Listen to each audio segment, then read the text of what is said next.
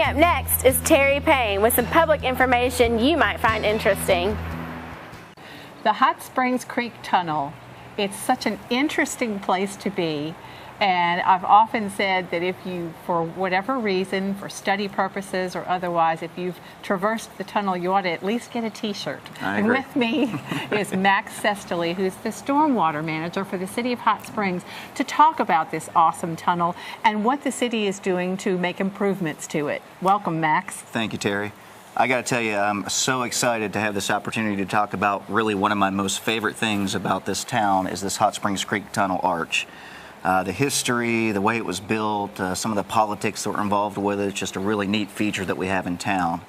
But yes, you're right. First of all, let me just kind of orient people to the tunnel if they have not seen it before or not familiar with it. We are standing in front of the Whittington Park entrance to the tunnel. So we're up Whittington Avenue a little bit at the creek entrance. This part of the tunnel goes down to about the center of town at the Whittington Park fountain, where it meets up with a Park Avenue branch and then continues on down Central Avenue till it gets to the Transportation Depot. So about what length of the entire tunnel is that, Max? We've got about a mile, almost a mile worth of tunnel that we're talking about here. Okay, so continuing with the history, when and why was it built? It was built simply because of a tourist interest. I mean, back in the 1800s, early 1800s, we were still a tourist town with the bathhouses and everything else.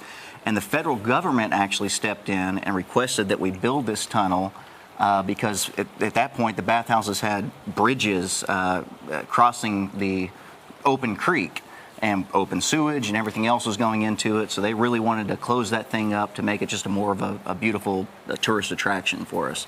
It was quite a sight in those days when it was open. I wish you and I could have seen that. I would love to have seen it. But then once it was covered over, the trolleys went over it and the town took on a completely different look. That's exactly right. Now, what was the cost of the tunnel construction? Back in that day, it was only about, I believe, $150,000, if I'm not mistaken, which about in these days is at $3.5 million. Mm-hmm.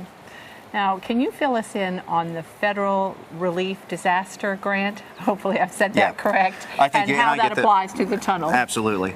So we received a grant about a year ago, a Federal Relief Disaster Grant, as Terry said, to do some general maintenance to the tunnel. So we're just doing some very minor structural maintenance to it, removing some of the obstructions that we feel are, causing backups with the water flow. Nothing really that's going to prevent flooding, but it will help a little bit and just keep our tunnel up to the standards that it is now. It's actually in pretty good condition. So what specifically are we going to plan to do then with the tunnel? Mainly, it's going to be a lot of mortar work. So if you can imagine being inside the tunnel, there's a lot of brick work going on where the mortar's falling out and some of the pieces are starting to fall out. So we're going to be spraying a lot of mortar in there. We're going to be cutting out a lot of the pipes and things that are on the wall that are not used anymore to kind of clean it up. There's a lot of other obstructions. There's some giant sewer pipes that have big concrete things under them. We're going to take those out and kind of streamline those. Just trying to clear the thing up and get it back up to an A rating. It's probably a B+ right now. Well, so when will all this work start, and do you have any idea how long it'll take? We don't have a start date yet. The engineers are still putting together the plan, and we don't have any idea how long it will take. We're wondering who's going to be brave enough contractor to take on this job, so it'll be interesting to see. But ultimately, is it going to help with the flooding problems that sometimes happens in downtown Hot Springs?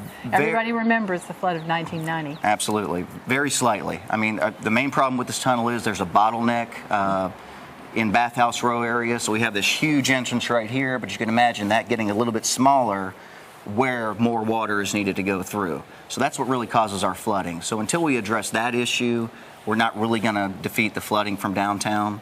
But this will help, and more structurally, just to make sure our tunnel stays intact and stays structurally sound. Well, what an interesting project for you to be able to oversee. It's really cool. Yeah, I love it. Everybody has a story about the tunnel, and it is certainly iconic. It's a part of Hot Springs from its very beginnings, right. And we certainly want to do everything we can to preserve it. Absolutely. Well, thanks, Max, for explaining a little bit more about Hot Springs Tunnel. If you've got any questions to ask of Max about this project, he can be reached by calling. Sure, 321-6773, or our main line is 321-6778. Great, Max. Thanks again for joining us, and next week we'll bring you more city news.